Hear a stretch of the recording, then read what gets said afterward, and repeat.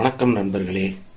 இன்று தமிழ்நாடு முழுக்க பேசப்படுகிற ஒரு செய்தி என்னவென்றால், நடைபெற இருக்கின்ற சட்டமன்ற தேர்தல் 2026 ஏப்ரல் 23 அன்று யாருக்கு வாக்களிக்க வேண்டும் என்பதுதான்.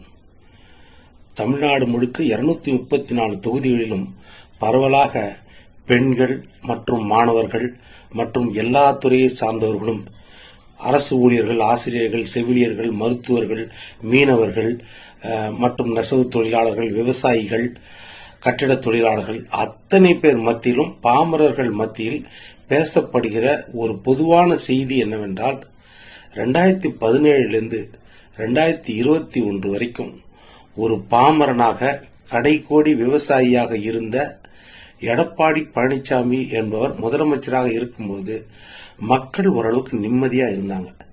எல்லா துறையை சார்ந்தவர்களும் நிம்மதியோடு இருந்தார்கள் என்பதுதான் மக்களிடையே இருக்கிற பேச்சு. கடந்த 5 ஆண்டுகளாக 2021 2026 வரைக்கும் திராவிட முன்னேற்ற கழகம் ஸ்டாலின் ஆட்சியில் நிர்வாக கோளாறுகள் எக்கச்சக்கம். எல்லா துறையை சார்ந்தவர்களுக்கும் தேர்தல் வாக்குறுதி கொடுத்து ஏமாற்றினார்கள். இன்னொரு பக்கம் சட்டம் ஒழுங்கு மிகப்பெரிய பிரச்சனையாக இருக்குது.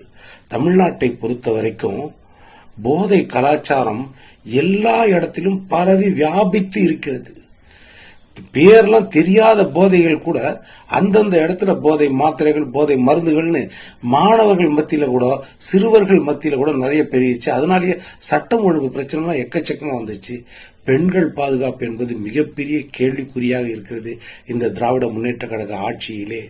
இதை தவிர விலைவாசி ஏற்றம், சொத்து வரி உயர்வு, மின்சார கட்டணம் உயர்வு, குடிநீர் கட்டணம் உயர்வு, அது இல்லாமல் குப்பைக்கு வரி, பத்திரப்பதிவு கட்டணம் உயர்வு, இது எல்லாம், அது இல்லாமல் காய்கறியிலிருந்து மளிகை பொருட்களிலிருந்து அத்தனையும் விலை கட்டுக்கடங்காமல் உயர்ந்து போயிருக்கிறது. திமுக ஆட்சியில் திரு ஸ்டாலின் அவர்கள் நிர்வாகத்தில் மிகப்பெரிய குளறுபடிகள் காணப்படுகிறது. இது எல்லா இடத்துலையும் பேச்சு. ஏன்னா ஸ்டாலின் கிட்ட மக்கள் ரொம்ப எதிர்பார்த்தாங்க இந்த 5 வருஷத்துல அவர் கொடுத்த தேர்தல் வாக்குறுதி வச்சு. ஆனால் எல்லா துறையிலும் ஏமாற்றம் தான். இது இல்லாம எல்லா டிபார்ட்மெண்ட்லயும் லஞ்சம் தலைவிரித்து ஆடுகிறது. கட்டுக்கடங்காத லஞ்சம். அமைச்சர்களையோ இல்லைன்னா அதிகாரிகளையோ இல்லைன்னா எம்எல்ஏக்களையோ கட்டுப்படுத்த முடியல.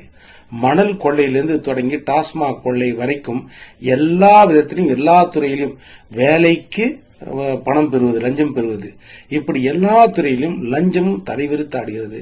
இதை கட்டுப்படுத்த ஸ்டாலின் அவர்கள் தவறிவிட்டார்